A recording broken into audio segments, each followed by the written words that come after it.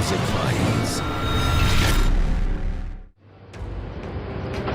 दिमाग क्रिमिनल का था।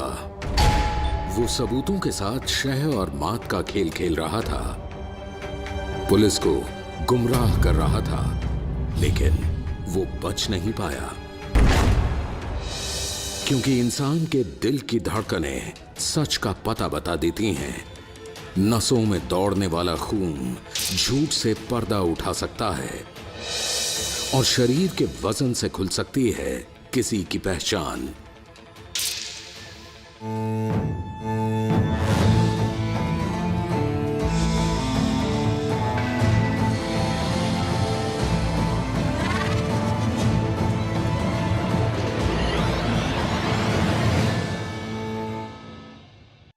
सच और झूठ के बीच बेहद छोटा सा फर्क होता है। इस फर्क को सिर्फ फॉरेंसिक साइंस देख पाता है। अगर इसे सही से न देखा जाए तो केस दूसरी दिशा में चला जाता है।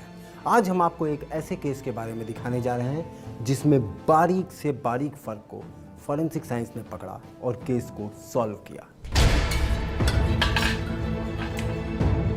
दिल्ली की रहने वाली अनुराधा उस रोज घर में अकेली थी।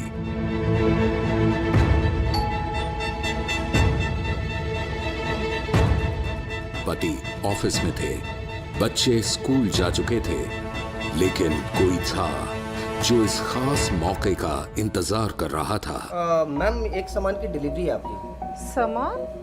पर मैंने तो कुछ ऑर्डर किया ही नहीं। ये 12C है ना? क्या भैया, ये 12A है। थोड़ा आंख खोल के देख भी लिया करो। बस डोरबेल बजा दी। Sorry ma'am, sorry.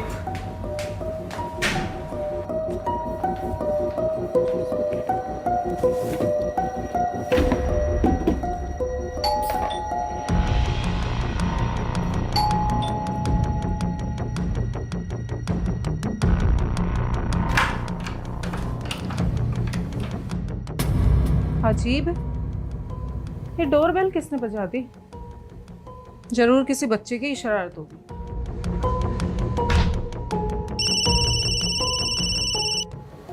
हेलो।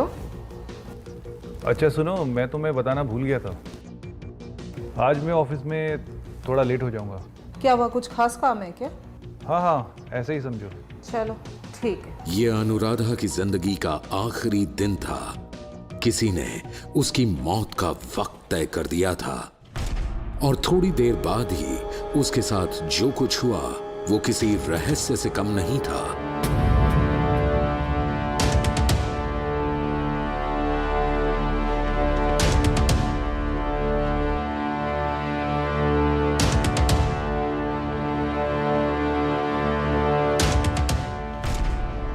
वो खामोशी से आया और चला गया।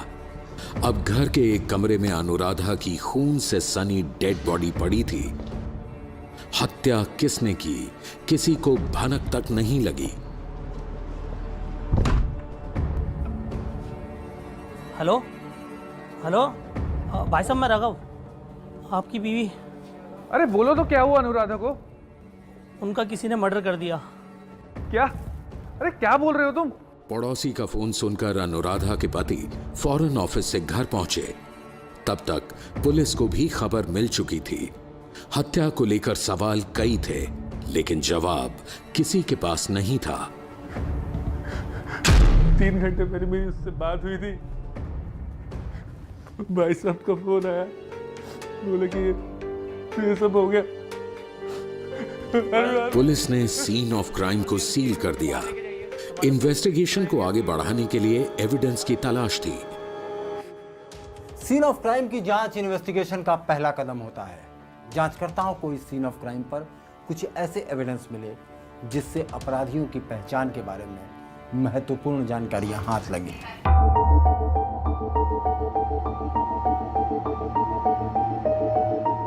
कहीं से कोई फिंगरप्रिंट्स मिले? सर, घर के अंदर तो कोई फिंगरप्रिंट्स नहीं मिले ओके। हैं, लेकिन कॉल बेल और एंट्री गेट पर एक फिंगरप्रिंट कलेक्ट किया है। सर, यहाँ जूतों के मार्क्स मिले और ये मार्क्स बाहर एंट्री गेट से लेकर इस कमरे तक के। आप इनके शूज के प्रिंट्स को बहुत अच्छी तरह संभाल के सेव करिए, ये बहुत इंपॉर्टेंट क्लू है। सीन ऑफ क्राइम पर मिले शू प्रिंट से जाहिर था कि हत्यारे ने जूता पहना हुआ था। फर्श पर जूते के निशान महिला के पैरों के निशान के साथ मूव कर रहे थे। जांचकर्ताओं ने शू प्रिंट की जांच शुरू की और इस नतीजे पर पहुंचे कि जूते का साइज 8 नंबर है। इतना ही नहीं, शू प्रिंट के डेंसिटी टेस्ट से यह पता लगा लिया गया कि इस जूते को जिस शख्स ने पहना था उसके शरीर का वजन 70 से 80 किलो के बीच है। अब यह पता किया जाना था कि उसकी लंबाई क्या होगी। इसके लिए सीन ऑफ क्राइम पर ब्लड स्प्लैटिंग रिकंस्ट्रक्शन टेस्ट किया गया। ब्लड स्प्लैटिंग रिकंस्ट्रक्शन टेस्ट में यह पाया गया कि हत्यारे की हाइट करीब 5 फुट 10 इंच है। इस कद के आदमी ने ही महिला पर हमला किया था। अब तक की फोरेंसिक जांच से यह पता चल चुका था कि मर्डरर ने 8 नंबर का जूता पहना था। वो 70 से 80 किलो वजनी शरीर का है और उसकी लंबाई करीब 5 फुट 10 इंच की है। लेकिन बड़ा सवाल ये था कि इस कद काठी का वो शख्स है कौन जिसने अनुराधा की हत्या की। जांचकर्ताओं ने अब उन तमाम लोगों के बारे में जानकारी लेना शुरू किया जो हत्या वाले दिन घर के आसपास देखे गए या फिर सीन ऑफ क्राइम के पास जिनकी मौजूदगी पाई गई। इस एरिया के आसपास क्या कोई सीसीटीवी कैमरा है जिससे कि हमें आन जान वालों का पता लग सके? नो मैम, यहाँ पर कोई भी सीसीटीवी कैमरा नहीं है। लेकिन एक डिलीवरी बॉय है जो मर्डर से पहले इधर आया था। और कोई? हाँ सर, एक महिला का पति और एक वो पड़ोसी जिसने महिला के पति को फोन करके हत्या की खबर दी। ठीक है, तीनों को बुलवाइए तफ्तीश के लिए। ओके? अनुराधा की हत्या वाले दिन कब क्या हुआ, जांचकर्ता पूरे घटनाक्रम को समझने की कोशिश कर रहे थे। इसके लिए अनुराधा के पति, डिलीवरी बॉय और पड़ोसी को पूछताछ के लिए बुलाया गया। जिस दिन आपकी वाइफ का मर्डर हुआ था, आप कहाँ थे? सर, मैं ऑफिस में था। आपने मर्डर से पहले अपनी वाइफ से क्या बात की थी? हमारे पास सारी कॉल डिटेल्स हैं, ध्यान रखिएगा। सर, मैंने यही कहा था कि आज मैं घर लौटने में थोड़ा लेट हो जाऊंगा। क्यों लेट क्यों हो जाते आप? सर, मेरे दोस्त के यहाँ पार्टी थी इसलिए। पार्टी का प्लान पहले से था या एकदम बन गया? नहीं सर, कल ही प्लान किया था। ये बात आपने अपनी बीवी को नहीं बताई? खैर छोड़िए, आप किस नंबर के शूज़ पहनते हैं? सर, 8 नंबर है। 8 नंबर के। आपकी हाइट क्या है? 5 फुट 9 इंच। ओके। आपका वेट? 70 और 75 के बीच में है। चलिए ठीक है, यू कैन गो नाउ, लेकिन हम आपको फिर से बुलवाएंगे। ओके? अनुराधा के हस्बैंड ने जो कुछ बताया उसने जांच को एक नया मोड़ दे दिया, क्योंकि सीन ऑफ क्राइम पर मिले शू प्रिंट के नतीजे उससे मैच कर रहे थे। जांच के दायरे में अब अनुराधा का पति भी आ चुका था। इन्वेस्टिगेशन के दौरान कई बार जांच के नतीजे किसी एक शख्स की तरफ इशारा करते हैं। ऐसे मामलों में जरा सी जल्दीबाजी और लापरवाही से केस दूसरी तरफ मुड़ जाता है। जांचकर्ताओं ने अब फैसला किया कि वो डिलीवरी बॉय को पूछताछ के लिए बुलाएंगे। आप उस दिन किस घर में सामान देने गए थे? सर मैं सर 12C में गया था सर। क्या क्या देखा था उस दिन, सच सच बता। सर उस दिन एक ही घर की डिलीवरी थी। पहले 12A में चला गया था और फिर मैं 12C में गया सर। घर के आसपास किसी और को देखा था या घर के अंदर किसी और को? नहीं सर, मैंने घर के आसपास तो किसी को नहीं देखा सर। चलो, तुम कौन से नंबर के शूज़ पहनते हो? सर 9 नंबर का। 9 नंबर। और तुम्हारी हाइट क्या है? Sir 5 feet 7 inch. ठीक है। और वेट? Sir 60 kg। ठीक है, अब तुम जाओ। डिलीवरी बॉय से पूछताछ में कोई खास जानकारी नहीं मिली। जांचकर्ता अब उस पड़ोसी से पूछताछ करने वाले थे जो हत्या के बाद सीन ऑफ क्राइम पर पहुंचा था। राघव, पड़ोसी जो हैं वो आप ही हैं? जी हाँ सर। अच्छा। आप आराधना और उसकी फैमिली को कब से जानते हैं? कई सालों से, तकरीबन 10-15 साल से। जब आप उनके घर गए थे तो आपने क्या देखा? सर भाभी जी की लाश कमरे में पड़ी थी और खून बह रहा था, तभी मैंने भाई साहब को कॉल करके बताया और उसके बाद 100 नंबर पे कॉल करके पुलिस को भी बताया। अच्छा, आपके शूज़ का साइज़ क्या है? मतलब कितने नंबर के जूते पहनते हैं आप?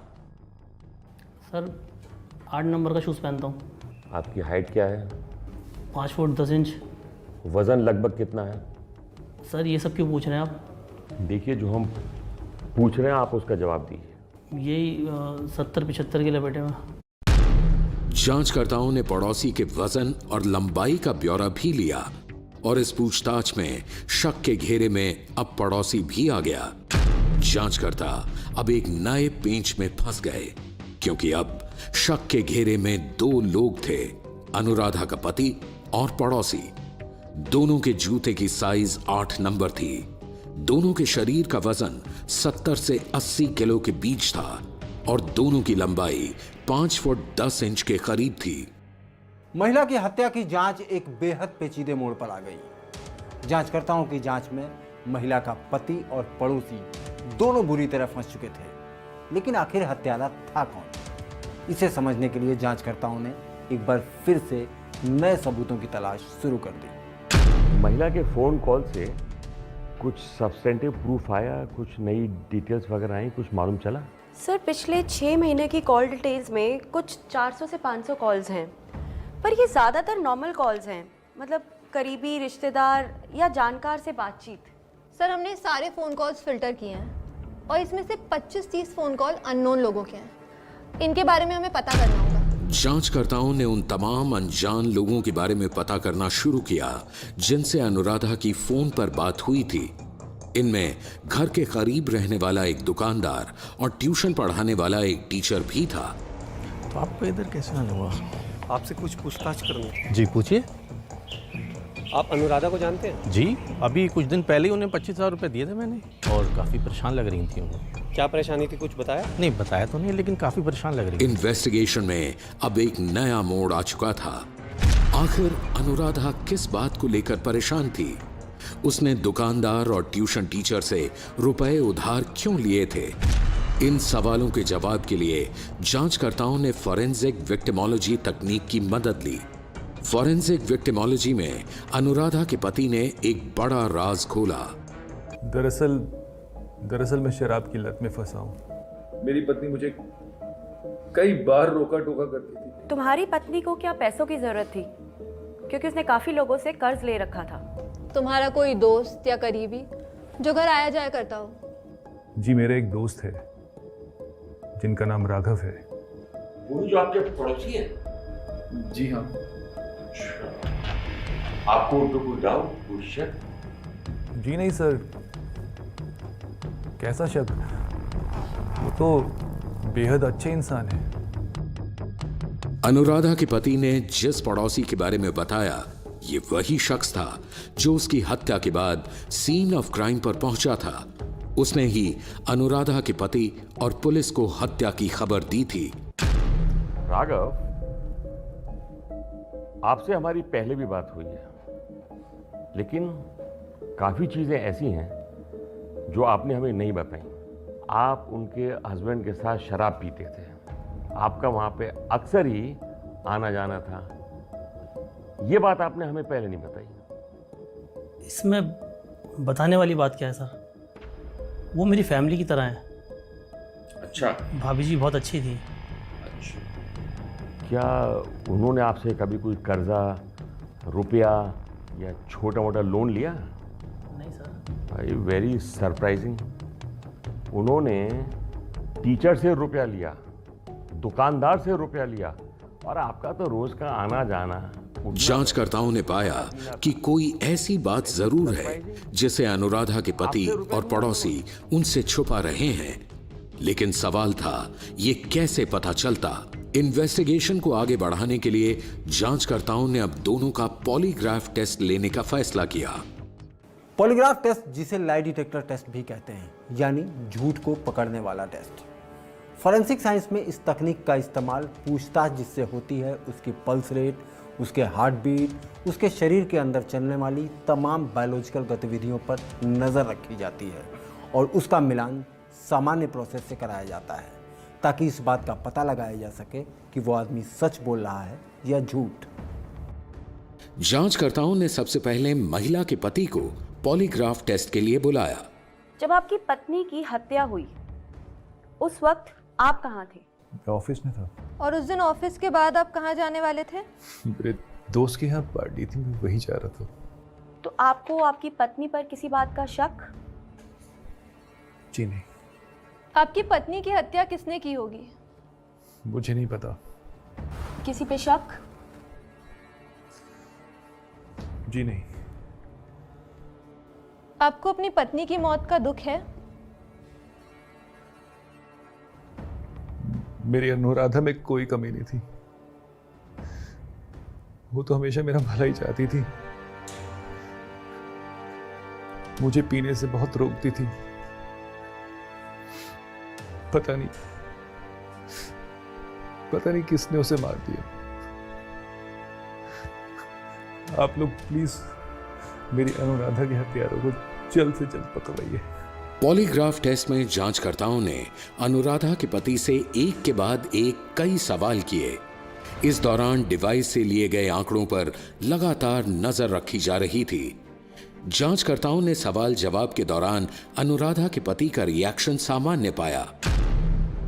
जांचकर्ता अब अनुराधा के पड़ोसी का पॉलीग्राफ टेस्ट करने वाले थे। जिस रोज आपके पड़ोस में महिला की हत्या हुई उस रोज आप कहाँ थे? उस रोज़ मैं अपने घर में ही था। आपको हत्या का पता कैसे चला? मुझे अच्छे से ध्यान है। उनके बच्चे स्कूल से घर लौटे थे। उन्होंने ही आके मुझे बताया कि मम्मी की किसी ने हत्या कर दी। तो क्या आपकी उनसे पैसों की कोई लेन देन हुई है? किससे? उस महिला से जिसकी हत्या हुई, जिसे आप भाभी कहते थे? नहीं, मेरा क्यों उनसे पैसों का लेन देन होगा? कमाल है ना, आप तो उनके बहुत ही नज़दीकी हैं। तो क्या आपको किसी पे शक नहीं है कि किसने उनकी हत्या की होगी? नहीं, मुझे किसी पे शक नहीं। कहीं आपने ही तो नहीं मारा उन्हें? कैसी बात कर रहे हैं आप लोग? मैं क्यों मारूंगा भला? जांचकर्ताओं ने पड़ोसी से कई और सवाल किए। इस दौरान वो पॉलीग्राफ टेस्ट के हर डेटा को नोट करते जा रहे थे। जांचकर्ताओं ने तमाम डेटा को एनालाइज किया। जांचकर्ताओं ने पाया कि पड़ोसी पॉलीग्राफ टेस्ट में फेल हो गया। सर, टेस्ट रिजल्ट्स यही बता रहे हैं कि पड़ोसी झूठ बोल रहा है या फिर वो कुछ छुपा रहा है। करेक्ट। पॉलीग्राफ टेस्ट में फेल होने के बाद अनुराधा का पड़ोसी अब जांच के घेरे में था। आगे की इन्वेस्टिगेशन के लिए जांचकर्ताओं ने अब पड़ोसी के बारे में जानकारी हासिल करना शुरू किया।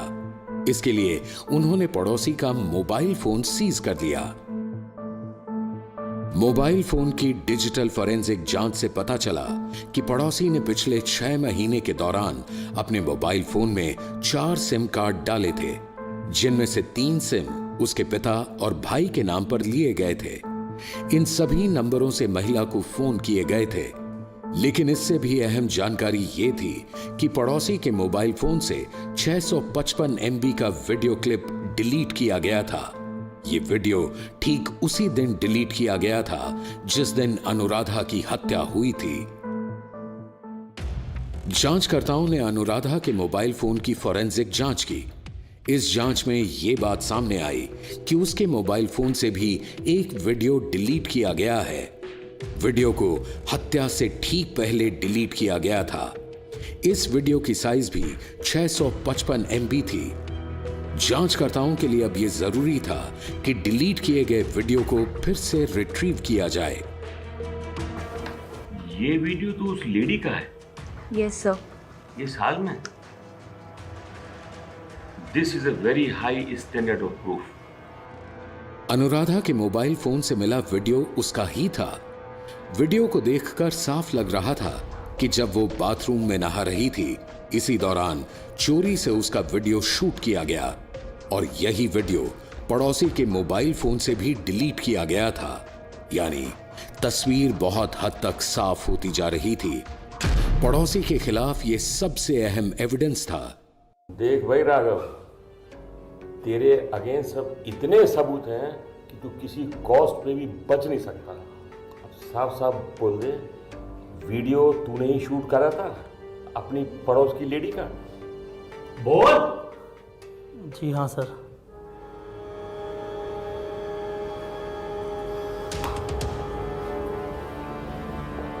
उस लेडी का मर्डर भी तूने ही किया था? जी हाँ सर। क्यों किया?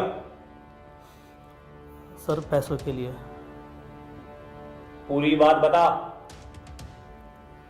सर मैं भाभी जी के घर अक्सर जाता रहता था और भाभी जी को देखकर मेरी नीयत ख़राब हो गई थी।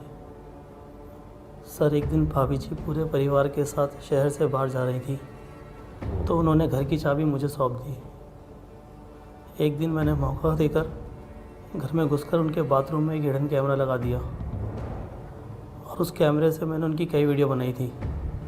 मैंने वो वीडियो भाभी जी के मोबाइल पर भेज दिया और उन्हें ब्लैकमेल करने लगा। मैंने 1 लाख की डिमांड की थी और उन्हें ये धमकी भी दी थी कि अगर पैसे नहीं मिले तो ये वीडियो मैं वायरल कर दूंगा। और वो बेचारी तेरी धमकी से डर गई। उसने दुकानदार और ट्यूशन टीचर से पैसे लिए, कर्जों में आ गई, लेकिन फिर भी तूने उसकी हत्या कर दी। उसने मुझे सिर्फ 50,000 दिए थे और बाकी पैसे देने को मना कर रही थी। एक दिन आकर मुझसे बोली कि सारी बात पुलिस को बता देगी। मैं डर गया था सर, मैंने उसे मारने का प्लान बना लिया था।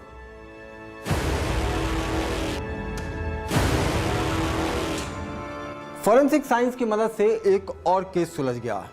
क्रिमिनल केसेस ही नहीं बल्कि फॉरेंसिक साइंस का इस्तेमाल दूसरे क्षेत्रों में भी तेजी से बढ़ रहा है। ऐसे में पत्रकारों के लिए भी फॉरेंसिक साइंस की अहमियत लगातार बढ़ती जा रही है।